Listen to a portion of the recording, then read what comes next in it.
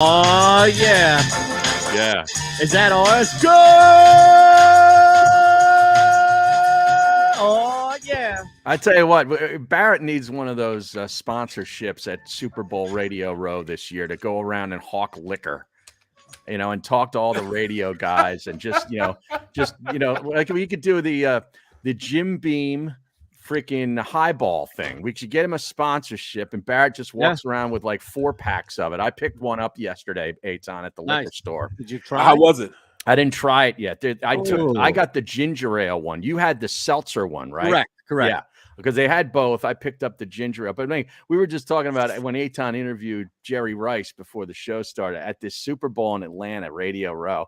And dude comes by with this bottle. Was it Crown Royal or Hennessy or something? I forget. No, was it Hennessy? Vassier, maybe, or I don't remember, but it was a liqueur for sure. Yeah, it was expensive. I mean, it was and that's all he wanted to talk about. Eytan's trying to get all this good stuff out of him, like football and whatever, and fun stuff. And he's like, "Yeah, this Cavassier, man. It's all he cared about." And he's probably. What do you think he got paid for that? That one hit? I mean, like the whole day. Like he probably had to go around and do like 15, 20 hits. Oh, he got paid a nice little sum of money for that. Yeah, absolutely. He didn't do anything for cheap. Yeah, right. No. Yeah, and here's the thing too. It's Jerry Rice hockey. Like we had Emmett on, remember? Yes. And we were trying to get Emmett to say something bad about the Eagles, and he was just smiling away like, "I love Philadelphia, man. I love Philadelphia." He wasn't falling for that trap. No, because this paint, he's just out there hawking. I forget what he was hawking, but he was hawking something. Barrett needs one of them gigs, man. Yes, Tone, you did. Yes, I'm telling you, you definitely need some sort. Like we could get you a liqueur, right? What about like an Irish? What about a Bailey's cream? Well, how about the stateside? Stateside. I want one of those glasses with the glasses. Bad, Pound one of those when you're walking around too. But the beauty of it is that you're going to get asked. Some Yahoo in northern Louisiana is going to get a press credential and sit there and be all geeked up that he's got Barrett Brooks on his radio show live on Super Bowl Row with stateside bottles and say, let's do a shot. And now you're going to have to be back. And multiply that by 10 radio Yahoo, 10 Dan Schwartzmans. Right. We're sitting there like, Bart, we got to do a shot. We got to do a shot. Let's do a shot. Yeah. So bad we blacked out halfway through the trip. It's 5 o'clock somewhere, Barrett. Exactly. That's why you need a handler. That's right. Oh, I love him. Eytan would be the handler. Exactly. No. I don't want any part of that shit, man. You have to drag people around left and right. You have to be the bad person the entire time. Yeah. It's usually as long as it's infused, dog. As long as it's infused with pineapple, I'm good to go, man. Stateside infused with pineapple. I'm telling you, man. You would be on some other level, blacked out halfway through, because you'd be off. You would go from reluctantly accepting the shot to pouring shots halfway through the interviews. Like, oh no, hold on. This infused vodka with pineapple. Hold on. Yeah. Pounded left and right. Long story long. Left and right.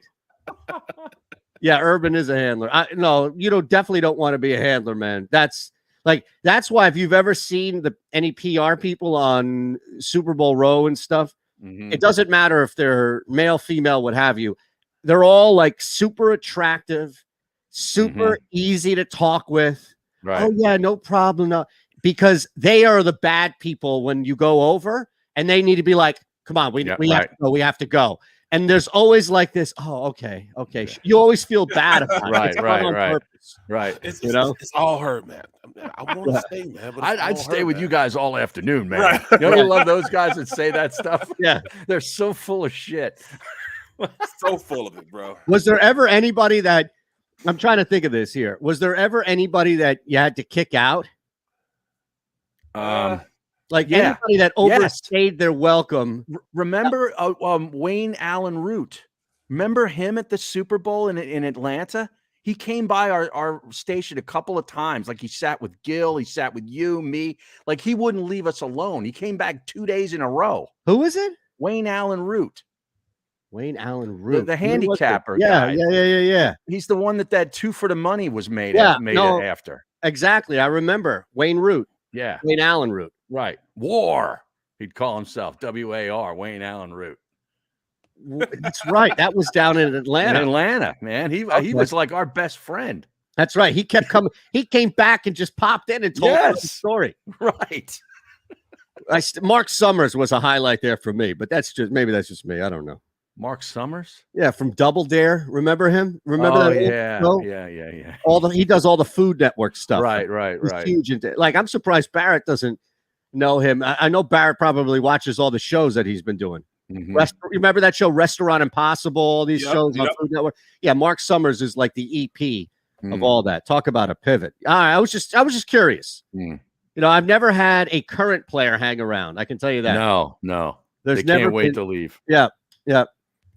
No, that's definitely for sure. Just get up and go. And I'm trying to think, have we ever had an Eagle? Like, we've never had a local person interviewed on any of the Super Bowl trips that we've gone to. You didn't, did you? I think we did. No. No, there's never been like dog or anything. No, he wasn't there. Brian Dawkins, man, you need to pass through like 3 levels of security in order to get him. You got to get Homeland Security to sign off on that. No question. It's harder to get a politician. It really is. Now, we've got Thursday night football tonight. We've got a couple of games. So we got college and the pros tonight. Yeah. What are your thoughts here? Well, Thursday night football game. What's Thursday night? It is Thursday football. night. Tonight is Coastal. Oh, geez. Who do they play? Well, look, this game actually, I talked to our pal Michael Calabrese about this as I'm so jealous. He's heading to Iowa. That's right. Arkansas oh, yeah, for Iowa Penn State. He's getting up at 4 a.m. He lives here where we do in this area. Mm-hmm. He's getting up at 4 a.m. to drive to Kinnick Stadium. Wow. What? Yep. Wow. Iowa City, baby. Why? Why doesn't he fly? I don't know. Maybe he wants the experience, man, of traveling across the heartland, Barrett. And I'd be out on that, man. I'll travel. My limit is 6 hours. Some people don't want to, fly over the flyover states. They want to experience the roadside truck stop in Indiana. Well, I'm talking about for work. I'm not driving to work. You have to fly me to work. My limit is 6 hours. Like, I really could have drove to Greenville. You'll drive 6 hours for a game? I would. Wow, because I used to hate to drive up to Connecticut to do the football games. That is an awful drive. Up to Hartford. Oh, it takes forever. Well, it's because the traffic middle of the state. Yes. Once you hit the top, once you hit the Washington Bridge, it's over. The George Washington Bridge. Yeah. G-Dub is just like the worst from that point all the way up until you get close to ESPN up there. Mm-hmm. That's why you got to take the Deegan and take that all the way to 287, cuz. The Deegan. Come on. Come on. I didn't know that until I took Waves. Waves sent me that way one time. Yeah, man. It's just, look, you're going to be in shit regardless, but you'd rather be in shit like ankle high as opposed to knee deep. Right. And 95 is just asking for trouble, asking for it. No, look, this total here, I just bring that back up. I think this game is going to go over tonight. The college game. Arkansas State. Michael believes that Arkansas State's good for about 24 points. If that's the case, well, yeah, I was a little surprised about that too. Like 24 points tonight. It's not like Coastal Carolina's are giving up games, and they're winning big, but they're not giving up a lot of points. Houston Tulane could actually be competitive. I have Tulane actually in this game, straight up. Plus 6.5. Plus 6.5, yeah. Yeah, man. Yeah, man. Yeah, who? Yeah. Tulane. They play Houston. The trap for Houston. Oh, I don't know, man. I just did a Tulane game. They lost to ECU. Yeah, you don't like it. They weren't looking very impressive, bro. Really? This is one of those where Barrett has everything from a football standpoint that tells you to take Houston. Right. And I and Harry have everything from an odd standpoint that would say we should probably take Tulane here. Tulane hung with Oklahoma earlier in the season. That was earlier on. They can move the ball. Yeah. That was earlier on. Right now, I guess they've figured out that. Plus, they have like 2 of their starting linebackers is out. Tulane, they couldn't run the ball. So even though they got a dude to run, a track dude run that plays running back for him. He's okay. They just couldn't get anything going. In fact, let me get my notes out. Yeah. See, this is what we need. Now I have Tulane here, so you're not moving me off already. I'm in.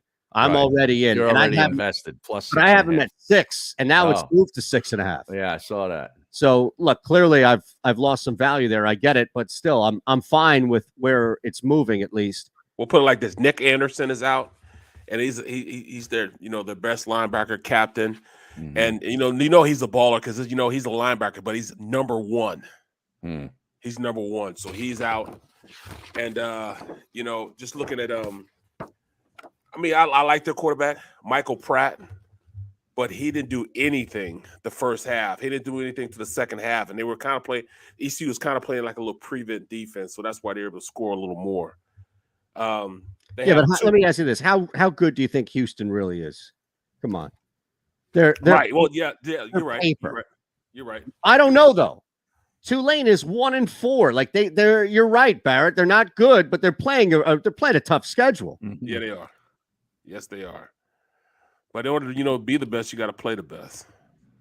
So, I mean, Houston, Grambling State, Navy, Tulsa. This is another one of those games, right? They've beat up teams. Who did they lose to? Texas Tech, right?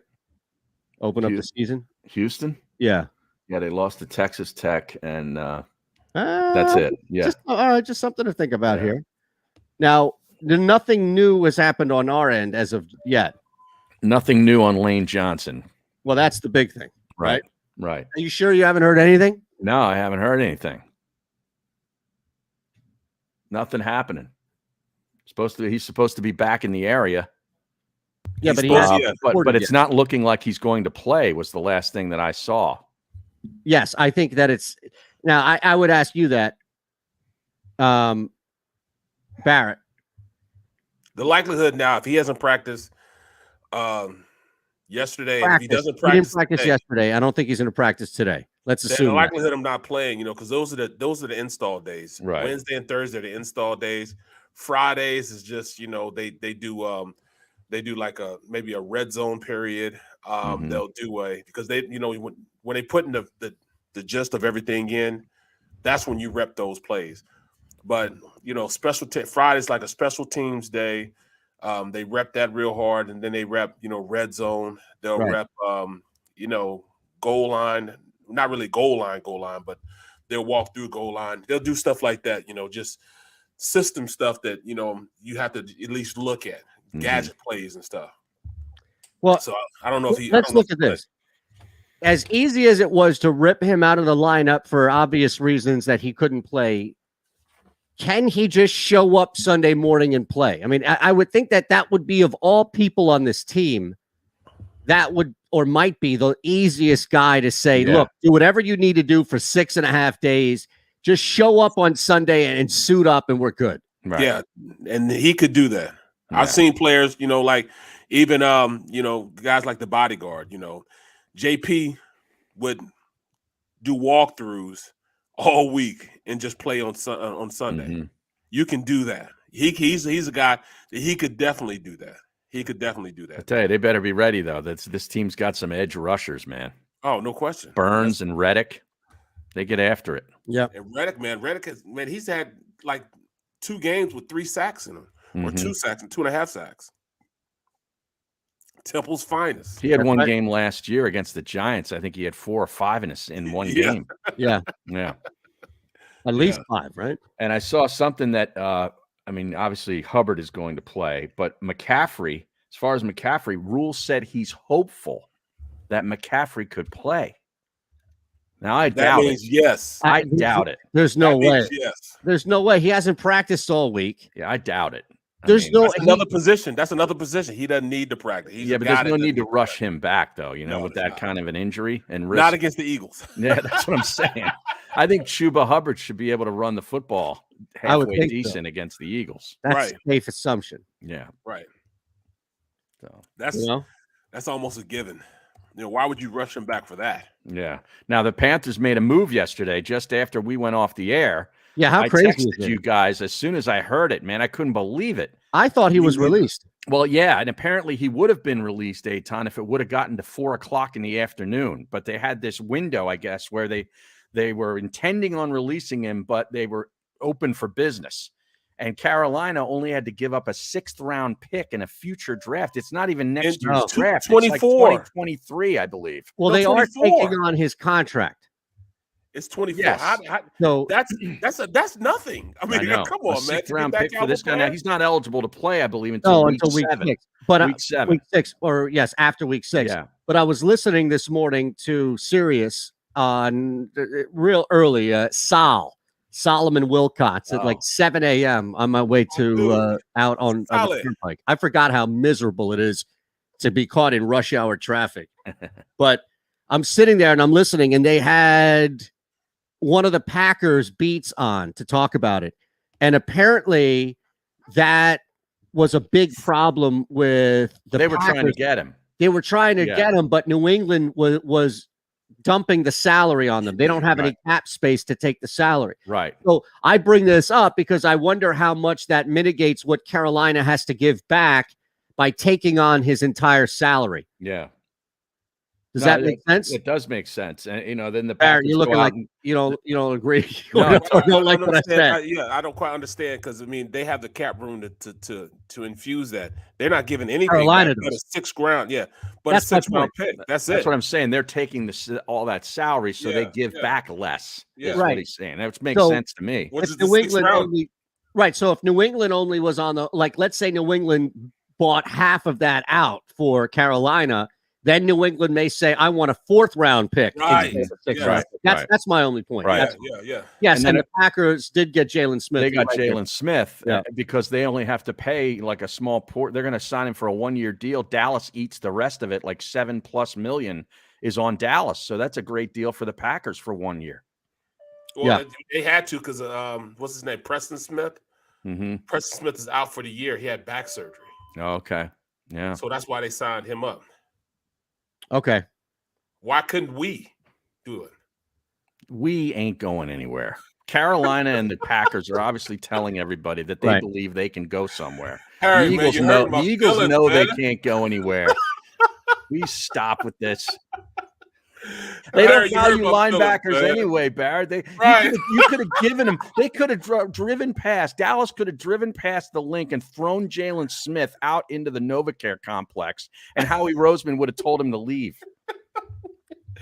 They'd have treated him like he had, like he was unclean or something. Right. Unclean. Right. Yes. Get away. He can infect us all with COVID. Right. It's true, though. Seriously. That's true. We can laugh about this, but it's so true. It's true.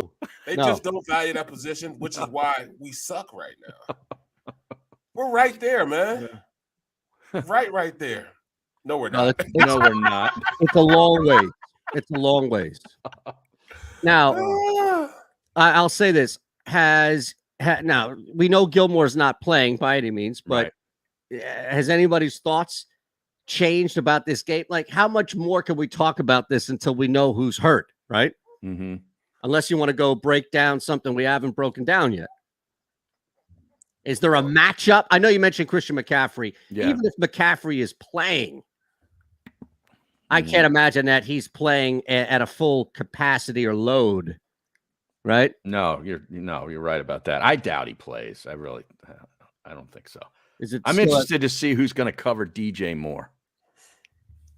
Either one. I'll put Nelson. It's the Robbie Anderson game, to be honest with you. This smells and breathes and feels like Robbie Anderson. Big plays. Yeah, like the Eagles having high-low or some sort of multi-level coverage on DJ Moore and allowing Robbie Anderson in single coverage to get behind people. And it's just, hey, maybe that hasn't been the focus yet, or maybe teams haven't been able to do that and take DJ Moore out enough. But I don't know, kind of feels like both of these teams are going to take some shots down the field.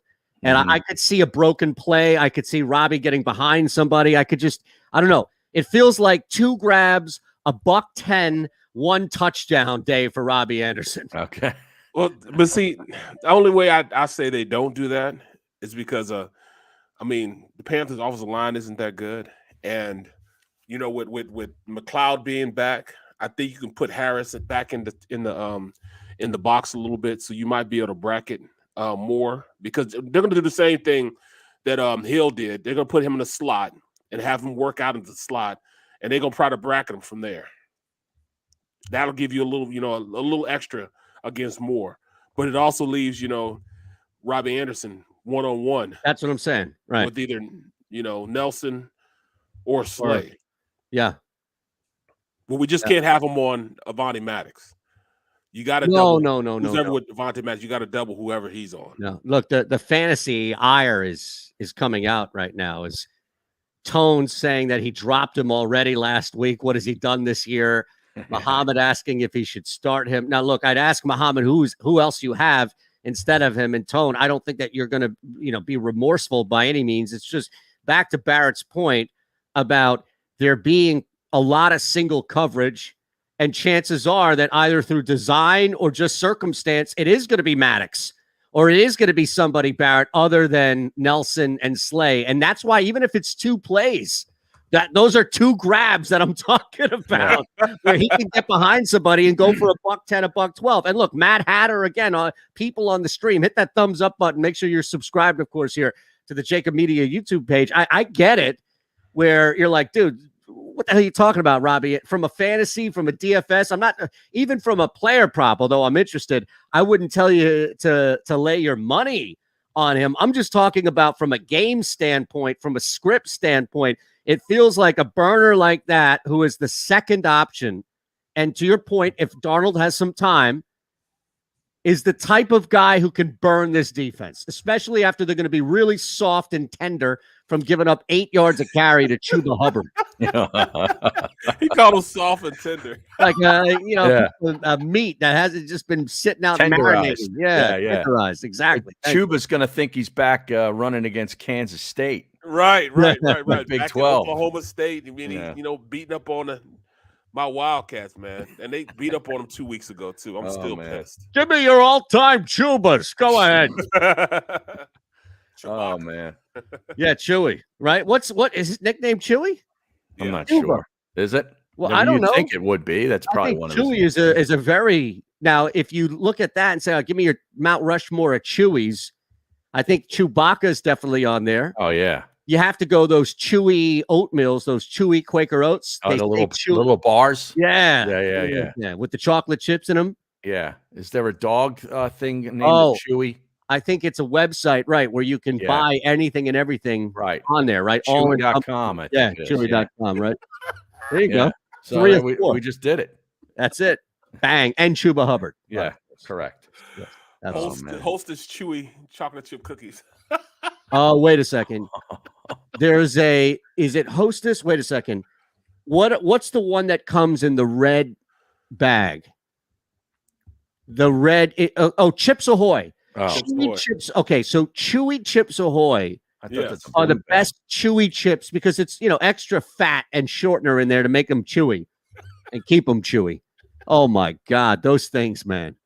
You could eat a whole sleeve of those. Oh yeah, I see them. I see them. And they're great. You could stack them back in the fat days. Yeah, Eytan, you can buy them right now on Amazon. They'll be at your door this afternoon. Oh man, I'm telling you. The family size. I am telling you.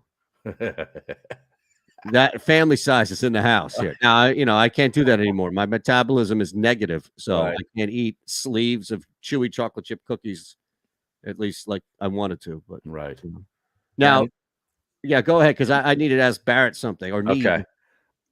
Did you see this on Twitter and Instagram? I believe it happened on both. Emmanuel Acho, who does that show. I forget which show he's on now. He does it. He's on with the guy that went to Columbia University. Yes, the defensive lineman that played for the Bills. The Bills, yeah. Someone will get it on Columbia. I thought you meant Matamodio. No. And he's got this whole thing where he's up on the board showing Cowboys highlights, and he's saying that the Cowboys should hate the release of Jalen Smith because they love first-round pick Micah Parsons, and this adds more to his plate. Parsons was already asked to do too much last week. Look how it cost him and the Cowboys points. And he goes through the whole thing. Micah Parsons responds. No, did he? Yes. The verified Micah Parsons account says, I don't think you have any idea what you're talking about. And once again, this is a horrible take. Oh my God! Once again, Yes. he hit him with the once again. Yeah. Oh man, it's great. Yeah, the show. What's it? Oh, he doesn't even have the name of the show on his Twitter. What is it? Oh, Speak for Yourself. That's the show that he's on with Marcellus Wiley. Yep. Okay. Yeah. Wiley went to Columbia. Yeah, Wiley's he's a smart dude, man. No, I know he's a smart guy. I just didn't know he played at Columbia. Yep. He played football at Columbia, Yes, Ivy League. Yes, he did. Yeah. Wow. I just found out that my high school quarterbacks just got a ride to Dartmouth to play quarterback. What? This morning? Yeah, he's a smart. I played with kid a quarterback too. from Dartmouth. Who was that? Yeah, there's a couple quarterbacks from Dartmouth. Right. Fiddler, remember? Fiedler, yeah, Jay Fiedler. Jay Fiedler. And not Fiedler, Fiddler, rookie year. Jeff Kemp went to Dartmouth, I believe. Jack Kemp's son, who also played quarterback. Wow. Yes. Well, yeah. Look, I know that. I know the Ivy is there. I just don't feel it. Well, I guess Wallace is. I guess he's older, right? He's probably your age, right, Barrett? Yeah, we played same years. Yep.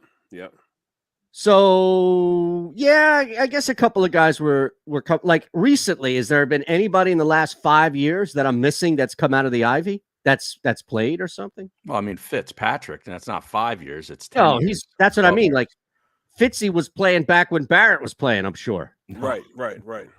No, I'm not even meaning that as like a rip, Harry. I'm just saying like that's how long Fitzgerald's been. Right? I feel like he's Fitzpatrick. Brian Fitzpatrick. Yeah. No, there was a stretch. We had that stretch, a bunch of Ivy guys coming out. I guess I thought Wiley, for some reason, was a little bit younger than he is. The fullback from San Francisco. Jusic. Yeah. Is that how that's not how you pronounce it, is it? I thought so. Juszczyk. He played at Harvard. Okay, there you go. Yeah. All right. Now, question for you. We're going to break, but do you think this is weird? So, yesterday, Wednesday. What's that? Matt Burke. Yeah, Matt Burke played at Harvard too, didn't he? Played at Harvard. Yeah. He was a good center, wasn't he? Yeah, for a long time. Yeah, but that's the thing. Like he's longer than 4 or 5 years ago, right? Yeah, he was there when I was playing also. So here's my question. Yesterday, there were 2 boxes. Hey, you know what? I'll tell you what. Let's break. We'll come back. We got some other stuff happening. Manuk Akopian is going to join us at 12:40. So, I know Harry's out on this fight. Are you out on this fight? So I figured I'm not out on it. I just don't know a lot about it. No, I thought Barrett would be up on this fight. He's got the man cave go. Okay. Yeah, I'm up on it. Yeah, I mean, in fact, Wilder got his butt kicked. Yeah, there's revenge. Well, now, is this the rubber match? Have they each won one of the fights? No, prior. I think it's a draw, and Fury is up, right? Oh, yeah, Fury's up. Yep. Okay. Or is Fury up 2-0? Shit, we should know that, right? Yeah. Hit that thumbs up button. We're back in 3. It's the middle.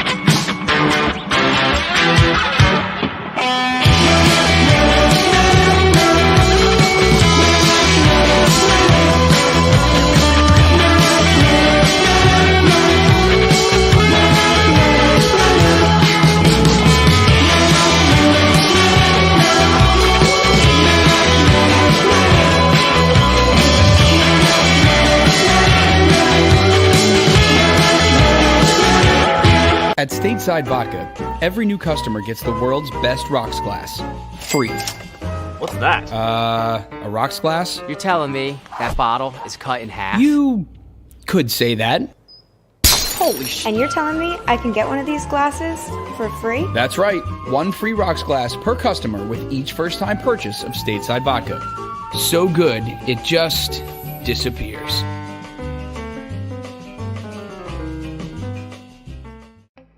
As a hard-working American, you've never experienced how tough life can be until now.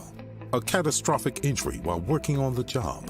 A personal injury from someone else's negligence. Turned away by other law firms in the region who didn't bother to learn your story. It's time to meet the Fritz & Bianculli Law Firm and managing partner Brian Fritz. Badly injured? Call the Fritz & Bianculli Law Firm. Find out why they say, "We got this."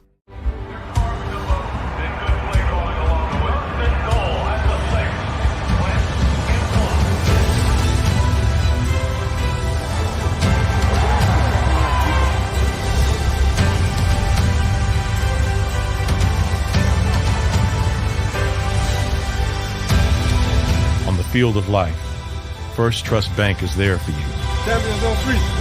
Because Philadelphia dreams deserve a Philadelphia bank. Go for the midnight dares. Go for the game. Go for the hits. Go for the fans. Go for the win. Go to Ocean Casino Resort. Book your trip at theoceanac.com.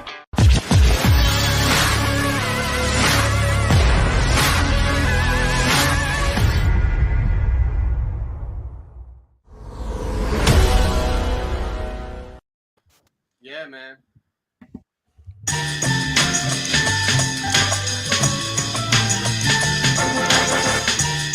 Yeah, the first fight ended in a draw, split decision draw. The second one, Fury won. First one was the controversial draw. Okay. That was at the Right. Staples Center, apparently. Yeah, and then the second one, I think, was the body armor incident, right? Where your boy came out with like 10 pounds of body armor on him and then was just Wilder? gas. Yeah. Yeah. You remember that? I heard about it. They were talking about it yesterday. That was like the pre-fight in walking out. It was walking in, Yeah. and it was like a slow, methodical death march Mhm. where he's got this big body armor on, and he takes it off, and it's like Wilder's just been sitting there like, all right, let's go. And that was it. Look, I don't know what's going to happen in this fight, but I feel like we don't have many heavyweights anymore. No. Like, who else is a heavyweight fighting outside of these two guys? I Do you even know. know? The Klitschko's are done, right? Oh, yeah. They've Long ago, right? Right. Yeah. I remember I went to one of the Klitschko fights, man, when he fought Tyson in Detroit. I was there. Wow. Yeah. Okay. I was there In the D? Yeah, it was in the D, and I was playing for him then too. Oh, yeah. And I can remember I paid like $5,000 for these tickets. What? Yeah. Now, did the Yeah, boss me and the lady boss know lady, about yeah. that? Oh, No, she she- knew how no, much. He was there. Yeah. Oh, How do you- okay. how do you Yeah. think he got through on that? Oh, yeah, Right, well, maybe no. he didn't tell her how much he paid for the tickets. No, see? no. I mean, it was huge. It was a big, huge fight, man. You know, we go and then he just gave up, and I can remember the crowd was just dousing him with drinks and all that stuff. We were pretty close too, and then I can remember drinks flying over us, going and hitting him. Really? Who That's gave how up? close we were. Klitschko. Oh, okay. He just gave up. He just quit. He didn't want to come back out. He just quit. I remember Wow. that. He just quit, bro. I'm like, no, I done paid all these money for this fight. You better Yeah. get some courage or something. Go see the Wizard or something. Because it was like in the second round, he just quit. He See, I didn't was wanna come out. thinking that Barrett. Now, what did you throw? Might have told the boss I lady joined like it. that he got the tickets because he's a Detroit Lion and he didn't really have to pay for them. No, You know, no, but they didn't meanwhile care he's anything dropped about that. $5,000. No, if anything, Could afford things like the that. line probably just got him in the building. Although I just had turned down $100,000, Right. Right. the year before, so I was doing pretty foolish things back then, bro. Well, that's Pretty true. foolish, That's true. That's a big no-no to overcome that. So right? This Fury guy's 6'9". what's that? Yeah. He's 6'9". Yeah. Fury? I mean, yeah. Wow. Yeah, he's huge. Wow. You The other see him, he guy's doesn't have any cut to him. No, the other guy's Not 6'7". fat, but he's just not like ripped. Right. Yeah, Wilder's a big dude too. Like, don't get me wrong. Both of them are. Like Yeah. Wilder's only loss, I guess, is to Fury. Yeah, Correct. the only loss. And Fury's undefeated. He has one draw with that's the- against with Wilder, Wilder. right? Yeah. Right. Wow. But Fury looks like he looks like he's a garbage truck, guy. Like he just gets off a garbage truck, throws the garbage in. Yep. He Right. doesn't look like he's really in shape, man. But I mean, he didn't get tired. Huh. It wasn't like he was out of shape. He's in shape. Yeah, he's not all ripped up though. No. Right, he's not. But he's never been, which is amazing. Right. Like, and to Barrett's point, he's fighting in a weight class where it's not like Floyd Mayweather, who, if you're in a lighter weight class, you can't really survive like that because you're dealing with guys who are quicker, who are faster, Mm-hmm. and you need to be able to keep up with a speed standpoint. Like Fury's able to take a beating, Yeah. takes a lick and keeps on. What was that ticking? Keeps on ticking. Yeah. Yeah, what was it, Casio or Seiko? I think it was Seiko, right? It's a Seiko watch, right? Yeah. Yeah. What are they doing now? Like Squid Games? Oh, I didn't watch it. See? That's why I brought it up. I couldn't find it. It's on Netflix. It's the #1 show on Netflix. What do you mean you I was looking on Hulu. Oh, gee, Hulu. Hulu. What are you talking about? That's what I'm has watching live Wu-Tang sports. Clan on Hulu. Hulu. Who watches Yeah. that? Oh, you That's drinking what your the Wu-Tang RC Clan is Cola, on. watching Hulu? That's what's up, man. Hulu. No, it's on Netflix. That's what it's on. All right, well, I'm gonna try it out today. Yeah. Now I'm going to give you a prop tonight that's going to make you some money. All right. This is drop too. For the NFL game? Yeah, for the NFL game. This is We got drop. baseball today, too. Oh, I watched that game last night. last night, Yeah. Philly Godfather free pick did not hit. It's a walk-off, baby. Yeah, I know. I was disappointed. I thought that bet was going to hit. But here's the thing. It was impressive to see the Dodgers. And don't you kind of want the Dodgers anyway? Like, who Yeah. wants to see the Cardinals? No, you want to see the Dodgers and the Giants Exactly. because they hate each other. Right. We don't want to see There's the Cardinals. legitimate bad blood between those franchises. And Gabe Kapler's all gabed up. Yeah. So it's definitely going to be something there. Now, here's one to think about. Now, this was at 20.5, and it's now dropped to 19.5. But the bet here is over 19.5, longest reception for Van Jefferson. That's going to hit. This guy, if he's catching a football tonight, it's going to go over 19.5 yards. He's not catching some 6-yard out pass here to go out of bounds. They're sending Van Jefferson down. And look, he may only get 2 targets all game. I only need him to catch one of them. Just one. That's it. Just one. That's good money there. It's good money. That's it, man. Look, I'm telling you, it just moved back up to 20.5, and now the juice is -110. So take that for what it's worth. It was down to 19.5. You had it for just a quick sec. That's why I brought it up. And it's almost like somebody's listening. Oh, we got to move the line. No, they're not. I'm just saying. I really, though, that's my favorite prop of the game tonight is Van Jefferson going over 20.5. Now, I still like it at 20.5. That's when I got in at 20.5, but going over 20.5 for longest reception. It's he averages 17.4 a catch. Yeah, it's insane. Yeah. It's insane. Yeah. And here's the thing. Like Deshaun, we've seen him get limited opportunity, but they're big plays. And look, there may be a screen, there may be a quick throw here or there, but the reality is that Van Jefferson is in this game to go deep. That's exactly what he's able to do. Bets, right? Deshaun, I'm just trying to see what Deshaun's number is. Deshaun is 14.5. Yeah. I just don't trust that he's going to get even the same amount of volume look that Van Jefferson would get. Right. I know that's a low number for Deshaun, but that's not old Deshaun. Right. Well, he has 6 catches. Yeah, but those are long catches. He's averaging almost 25 yards a pop. Right. But 6 catches in 4 games. Right. Right. Yep. I mean, it shows you that they do put in the plan at least, to go to him at least once. They're gonna try it. They're sending him and Jefferson downfield. So it would stand to reason that one of these guys is going to get a big look. And I'd rather do that. Like, here's another thing too.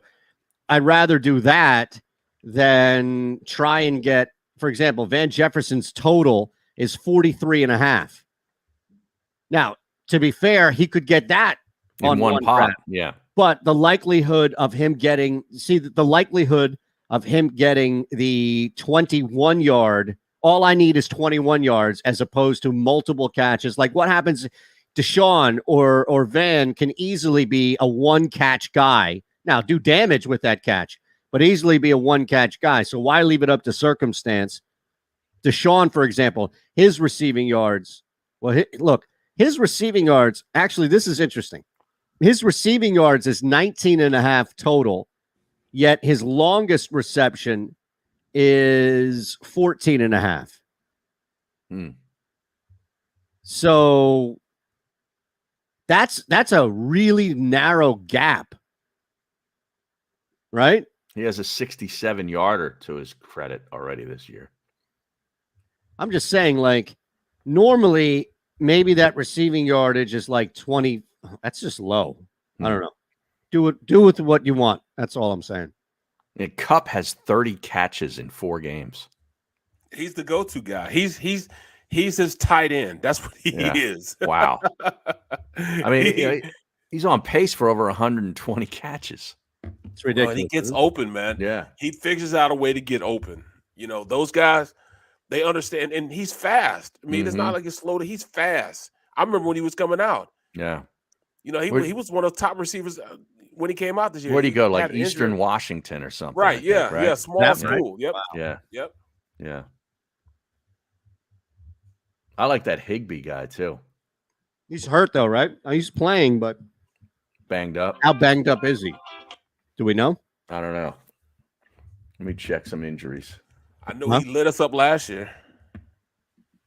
Yeah, that's not a good position to cover last year for the Eagles. Now, I'm just asking though, how hurt is he? Do you know? I'm looking it up.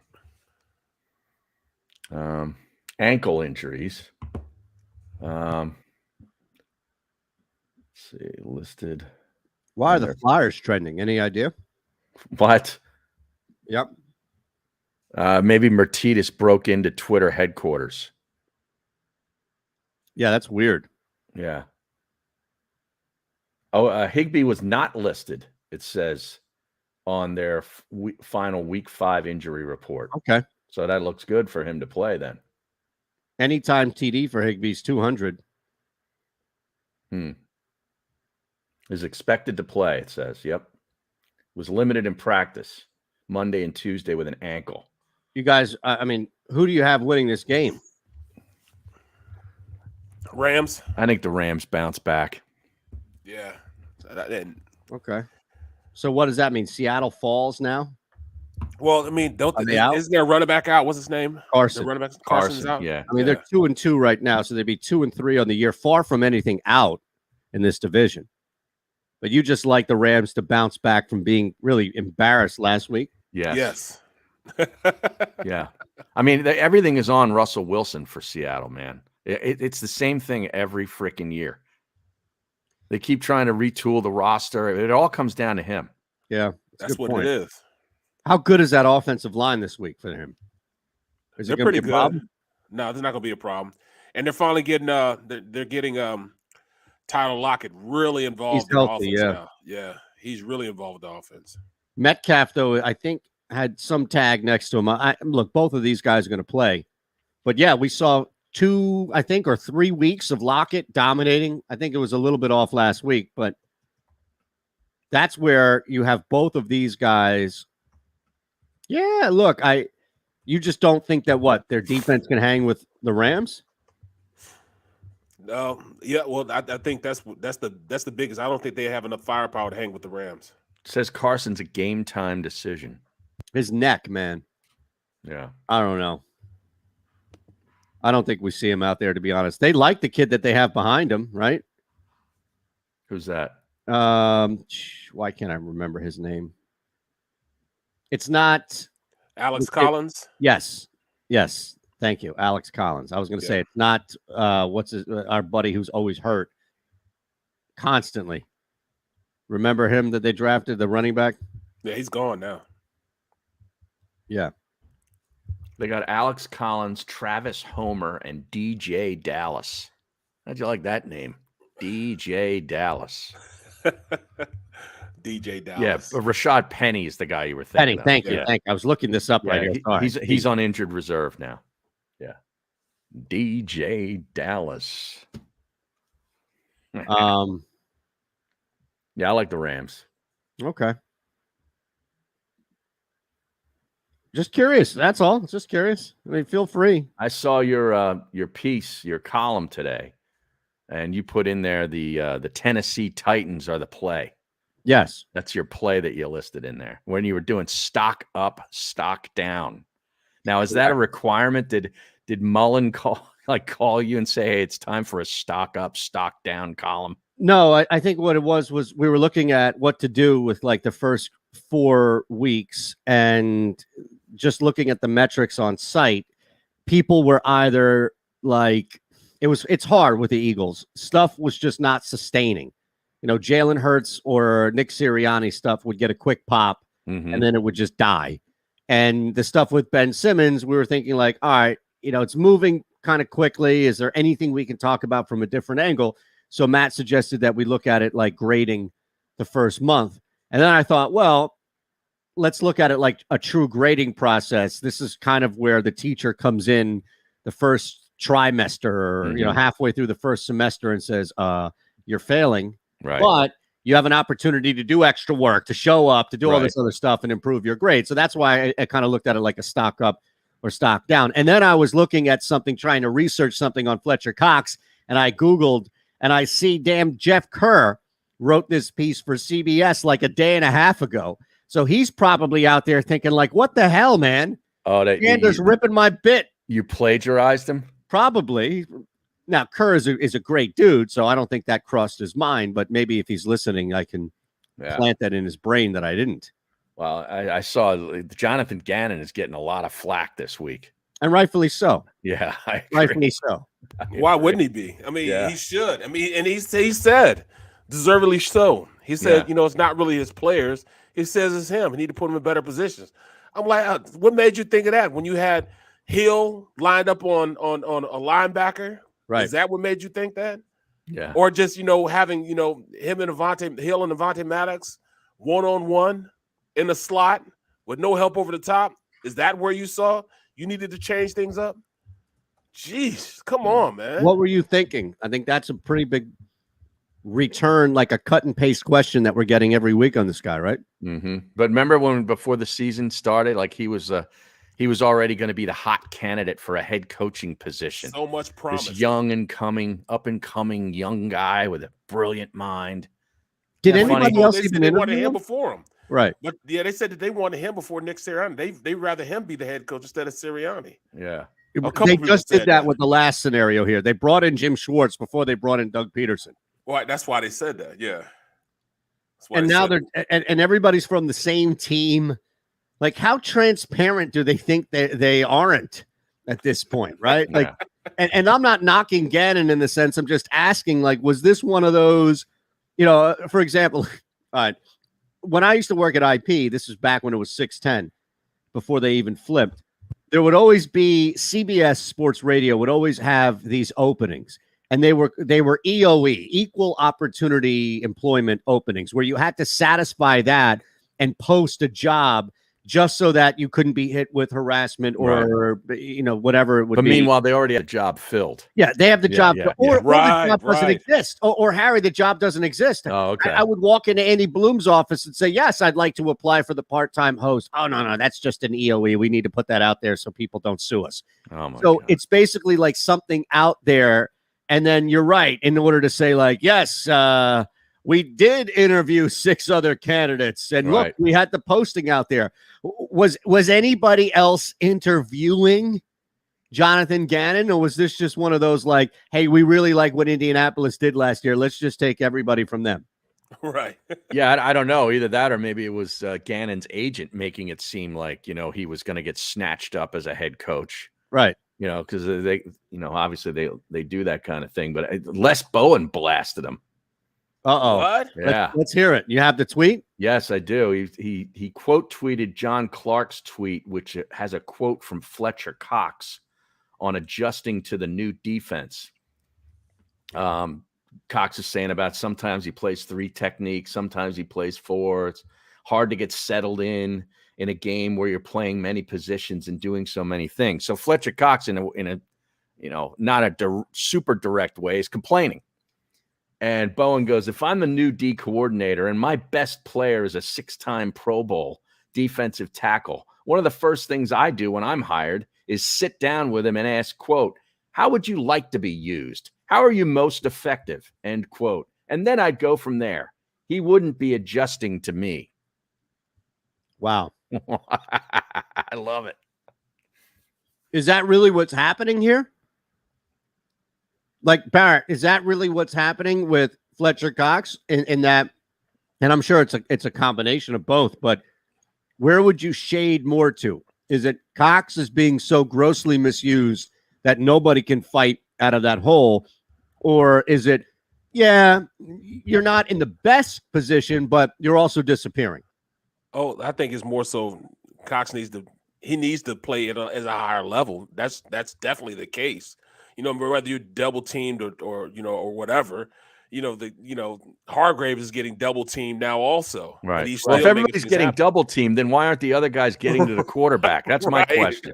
All right, I'm no Right. genius. I don't watch all 22 film, and I've never purported myself to be a coach. But if everybody's getting double teamed, somebody's got to be free. Well, that would be the linebackers. Or them. Yeah, all right. And they're not being aggressive enough. So that it is partly, yes, he is getting double teamed. Both guys are, but also they don't have a scheme in which is helping them be more productive. Hmm. You know what I'm saying? And that's on Gannon. That's on Yes. Gannon. Yeah. If you know your linebackers are inefficient at being aggressive, going to the line of scrimmage, what do? You send them more to make them be more aggressive. You put them in a mindset that they have to be more aggressive by sending them, blitzing them. You have to, there's such thing as run blitz also. If Right. you know you're getting blitzed, you got to send run blitz. That means you have to blitz in the middle of the defense, which would help you out because now it will get the double teams off your tackles. three technique and your nose guard. So it's many ways in which you can open things up. They're just not doing it at this point. Hmm. So you'll see more of that. You're also going to see these guys are going to start slanting a lot more, and you're going to see these guys doing a lot more stunts in this next game. They're going to stunt the hell out of this line. Watch my words. Mark my words. Watch the defensive line. This is a little nugget that I'm giving everybody now. They are no longer going to be playing these guys head up. They're going to be stunting them and moving them around so they can create, different levels in the defense will allow them to get up the field a little better. Now those linebackers can react a little better because when you slant the line somewhere, you're making the linebackers go somewhere else. You're making them go and be more aggressive and penetrate more because they have to be in the scheme of them slanting. Got it. All right. So stunts are coming. They're stunning. They'll show you how to stunt. The stunt men. Right? Maybe that'll be the new nickname. When they play well against Carolina and stuff the run, then Sirianni will have a shirt on next week. #stuntmen. Oh, Yeah. no. Number one stunner. Is that it? Number one stunner, but it will be stunner? Yeah. Oh, God. Wait a second. Yeah. Is that it? Yeah, that's it. Okay. I thought you were gonna And go the to- Flyers are trending, I guess, Wait a because second. the general manager spoke to the media at 10:30 today. So that's probably what you saw. Wouldn't we rather do the G Unit song than the number one stunner? Stunt 101, right? I'll teach you how to stunt. I don't know it. Oh, okay. I heard. Yeah, Yeah. come on. Okay. All right. My wrist I didn't know where you were going with up, that. My TVs pop up, right? Yeah. I'll teach you how to stunt. Maybe that's what they need. Jonathan Gannon comes in rocking the G Unit t-shirt. I'll teach you how to stunt. I think number one stunner has more of a ring to it, though. It's the name of the song is I'll teach you how to stunt. It's called Stunt 101. You're changing the word up. Gosh. I'm giving you gold. Well, is he going to be performing as part of the halftime show in this next Super Bowl? What's No, that? it's actually G-Unit? Dre. I know it's Dre and Snoop and a couple others, right? No, I don't think G Unit is collectively. He's not making part of it? song. No, it's a That group. They've Oh, taken okay. G Unit. 50's group, but I Oh, don't really? think they're collectively making music anymore as a team. Oh, to say the okay. least. No. 50 didn't took apart his G Unit. It's no more G Unit now. No, he wanted to end that before it became like Puffy, where he was just. It came out that he's mistreating all the people in his group. Oh, okay. Oh yeah. No, but he says he's not mistreating them. No. He's paying their bills and making them pay him back. You know what I'm saying? And then they were getting pissed off about it. Yes, you know what? Thank you for clarifying. Which I look, that's just such a thin line, isn't it? Oh, right. It's like, man, 50 made it huge, opened the doors up for other guys in G Unit, and then is paying their bills because they didn't have a long sustainability, what have you. And now he's like, all right, man, I'm coming to collect. Right. Give me my money back. You know what I'm saying? Didn't he let somebody borrow some money and then wanted to collect? It was one of his guys on his show. And came back to collect, like, right, like next week. Yeah. Like, hey, man, I just gave you $100,000. It's time to pay that, man. Did he charge street juice? Oh, no. I don't know. But, there was, and that's the thing, though, Harry. Like, there was a rumor that 50 was broke because he was trying to call in all these debts. Just turns out he was just calling in all these debts. Right. He wasn't No. broke. He just, all right, I want mine back. Give me my money back. Well, did he get his money back? Yeah. Well, he's trying to. Look, it's hard. If somebody's broke, it's hard to get money. But yeah, he's trying. Not according to 50. He's getting rich or dying trying. You're right. Had to. All right, so there's nothing crazy about the Flyers aren't even trending anymore, Harry. That's how long that lasted about 2 minutes. No. Now, did you see this story before we break? Did you see this story about NASA and what NASA's going to do? With the balloon? No. No. Not NASA. I don't know if that's NASA with the balloon. Not NASA Hataoka. Is he golfing in the Shriners? No, she. Oh, pardon me. I apologize. She was named after NASA. Nice. Yes. That's not a bad. Really? Okay. Yeah. Do they know NASA is an abbreviation? Mm-hmm. Okay. Yeah. Just checking. Yeah. Just checking. NASA will crash a spacecraft into an asteroid at 15,000 miles per hour to test Earth's defenses. Wow. Now, is this asteroid going to hit the Earth and they're just doing this to head it off? Or is this just like an experimental thing? It looks like it's more of an experimental thing to protect Earth from a potential collision. Oh, okay. So this is like something out of Armageddon, but they're trying to be preemptive about it. Right. It's like a fire drill. Right. You know, just to see. We hope that's the case. Yeah. They probably see something coming within the next 10 years, like, coming to blow up the world. I like that. Yeah. I like that theory. Right. Like, remember when they tried to I guess they did, right? Remember when Buzz Aldrin was shot back up to space at like 70 years old? Yeah, I do remember that. Right. Yeah. So you got a lot of people with a lot of money that are trying to figure out if they can survive in space. So let's send his ass up there and see what happens if 70-year-olds can do it. And now you're going to see all these guys bounce out of here. That's why all the billionaires are racing to get out of here. Right. Well, they're all buying islands. Or no. Or they're going to space. They're going to space. Yeah. Elon Musk is living. Yeah. Elon Musk is living in like one of these RV corridor things, right? When he's in order to prepare himself for being on a spaceship for the next 50. Yeah. Wow. He's kind of a lunatic. Yeah. A rich lunatic. Yeah. Can you believe that? He just, Amazon. Who doesn't shop on Amazon?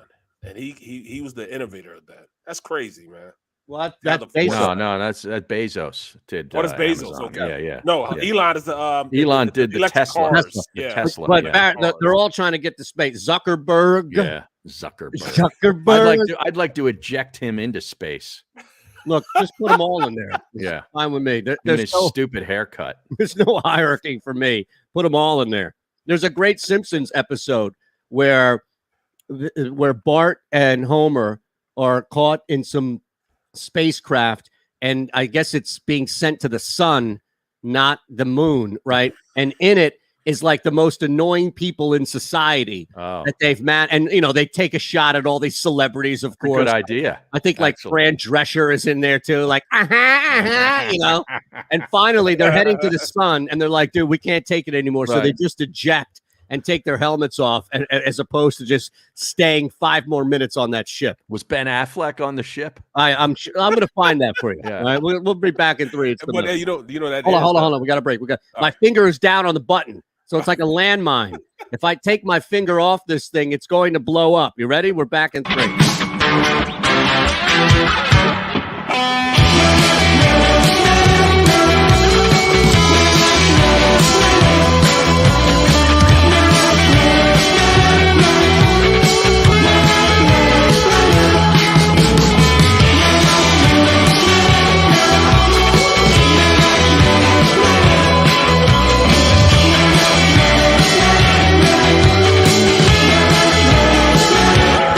At Stateside Vodka, every new customer gets the world's best rocks glass.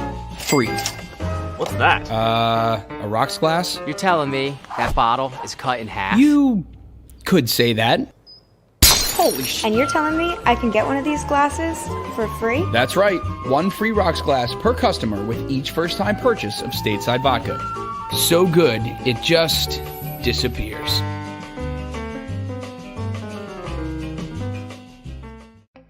As a hard-working American, you've never experienced how tough life can be until now. A catastrophic injury while working on the job. A personal injury from someone else's negligence. Turned away by other law firms in the region who didn't bother to learn your story. It's time to meet the Fritz & Bianculli Law Firm and managing partner Brian Fritz. Badly injured? Call the Fritz & Bianculli Law Firm. Find out why they say, "We got this."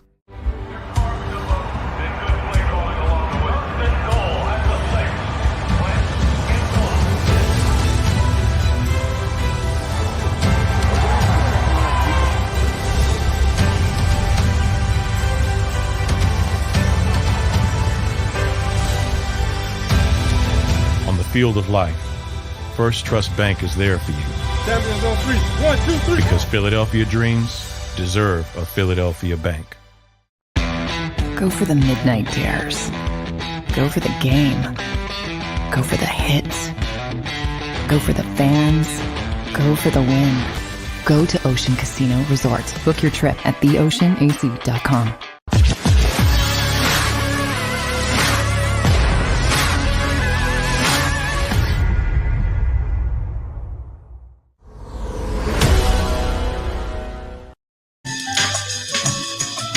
All right, we hit hour 2 here on the program.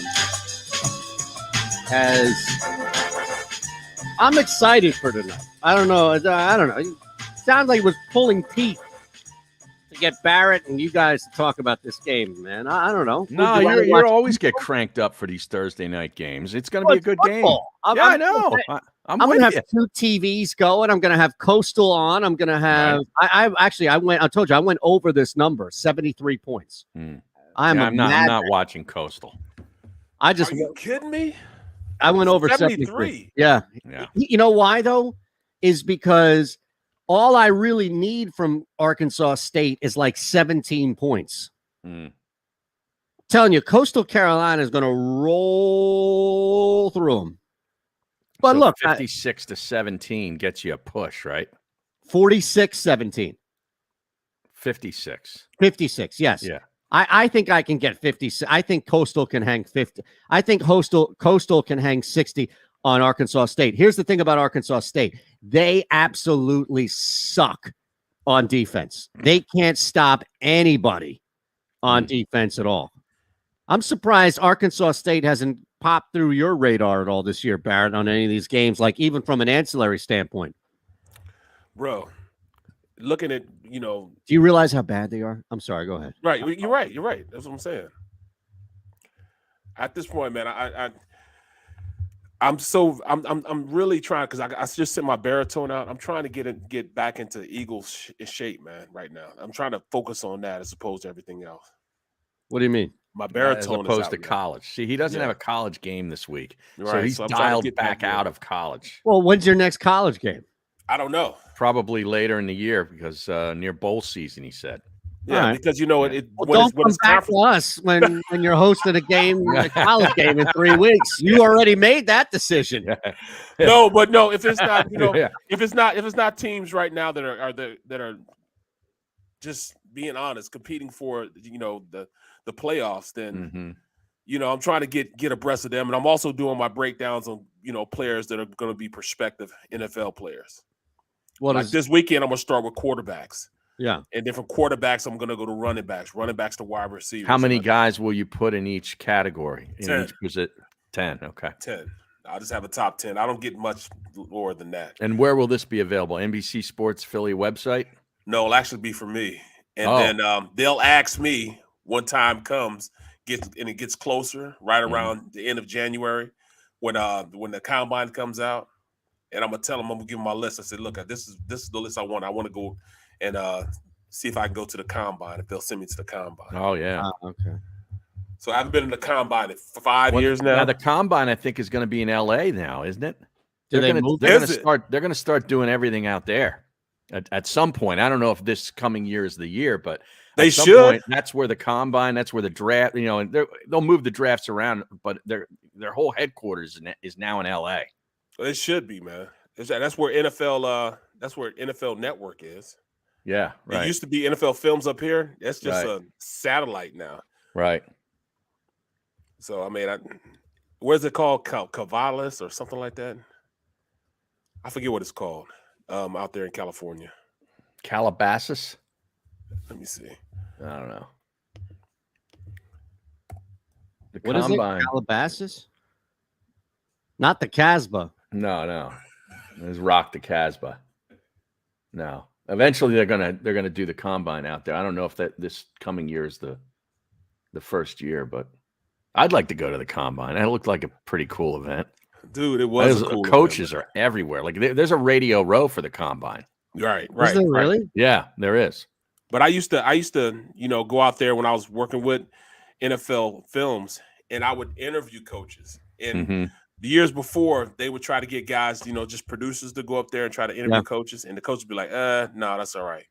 But then I went up there, and I was averaging like 15 coaches a year.